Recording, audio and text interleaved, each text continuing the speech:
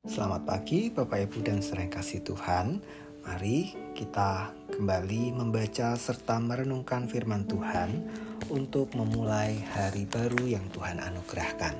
Kita membaca kitab Kejadian pasal 14. Pada waktu itu Raja Amrafel dari Sinear, Raja Ariok dari Elasar, Raja Kedorlaomer dari Elam, dan Raja Tideal dari Goyim berperang melawan Raja Bera dari Sodom, Raja Birsya dari Gomora, Raja Shinab dari Atma, Raja Shemeber dari Seboim, dan Raja negeri Bela yakni negeri Zoar.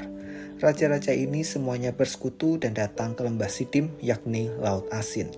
Selama 12 tahun mereka takluk kepada Kedorlaomer, tetapi pada tahun ke-13 mereka memberontak. Pada tahun ke-14 datanglah Kedorlaomer serta raja-raja yang bersama dia, lalu mengalahkan orang Refaim dari Asterot Karnaim, orang Zuzim dari Ham, orang Emim di Syawe Kiryataim, dan orang Hori dari Seir, pegunungan mereka, sampai ke El Paran dekat padang gurun. Kemudian mereka berbalik dan sampai ke En Mispat yakni Kades. Mereka mengalahkan seluruh daerah orang Amalek dan juga orang Amori yang tinggal di Hazezon Tamar.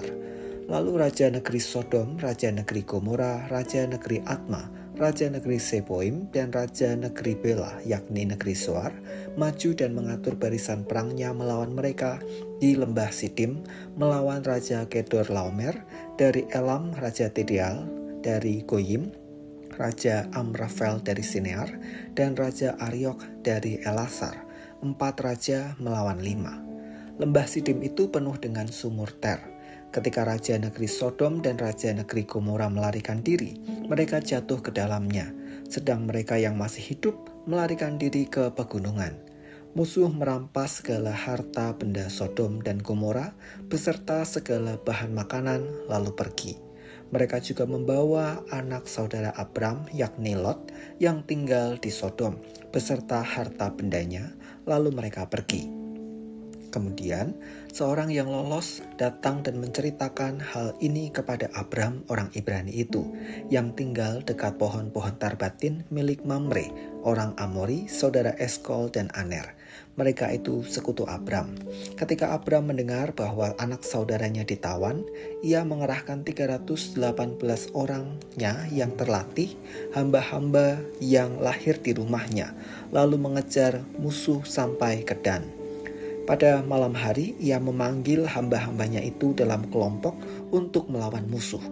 Mereka mengalahkan dan mengejar musuh sampai ke Hoba di sebelah utara Damsyik. Ia membawa kembali segala harta benda. Juga Lot, anak saudaranya itu, beserta harta bendanya dibawanya kembali, demikian juga perempuan-perempuan dan orang-orangnya. Raja negeri Sodom keluar ke lembah Syawe, yakni lembah raja, menyongsong Abram yang kembali setelah mengalahkan Kedorlaomer dan para raja yang bersama dia. Melkisedek, Raja Salem, membawa roti dan anggur. Ia seorang imam Allah yang maha tinggi. Lalu ia memberkati Abraham, katanya, "Diberkatilah kiranya Abram oleh Allah yang maha tinggi, pencipta langit dan bumi, dan terpujilah Allah yang maha tinggi, yang telah menyerahkan musuhmu ke dalam tanganmu." Abram pun memberikan kepadanya 1/10 dari semuanya. Raja Sodom berkata kepada Abram, "Berikanlah kepadaku orang-orang itu dan ambillah untukmu harta benda itu." Tetapi kata Abram kepada Raja Sodom itu, "Aku bersumpah demi Tuhan Allah yang maha tinggi, pencipta langit dan bumi, aku tidak akan mengambil apapun dari semua milikmu itu, seutas benang atau tali kasut pun tidak, supaya engkau tidak dapat berkata, 'Aku telah membuat Abram menjadi kaya.' Untukku tidak perlu, kecuali apa yang telah dimakan oleh hamba-hambaku ini, dan juga bagian Aner, Eskol, dan Mamre, orang-orang yang pergi bersamaku. Biarlah mereka mengambil bagiannya masing-masing."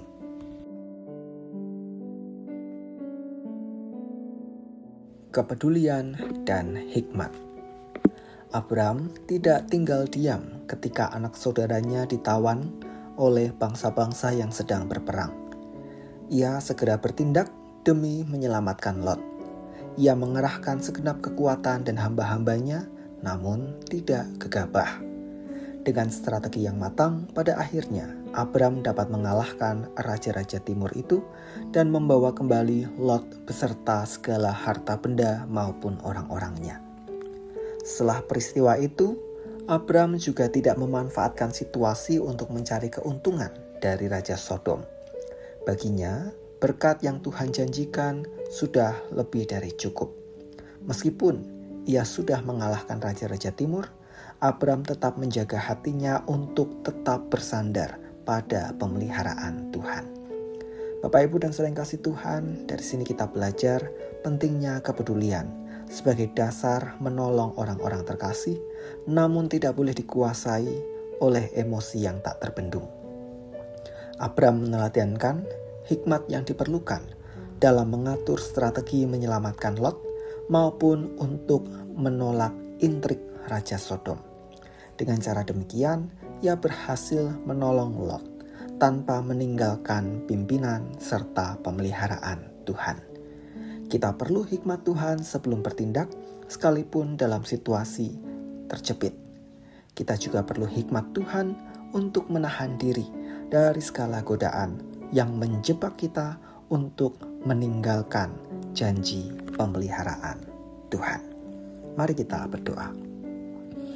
Kami bersyukur untuk firman yang kami baca dan renungkan pagi ini. Bantu kami Tuhan agar kami terus mengenakan hikmat yang datang dari Tuhan ketika kami hendak bertindak sesuatu, terlebih ketika Tuhan hendak memakai kami untuk menolong orang-orang di sekeliling kami yang kami kasihi. Agar di tengah tindakan atau keputusan yang kami pilih, tidak satupun itu berdasarkan hanya keinginan hati kami sendiri, selain daripada tuntunan Tuhan.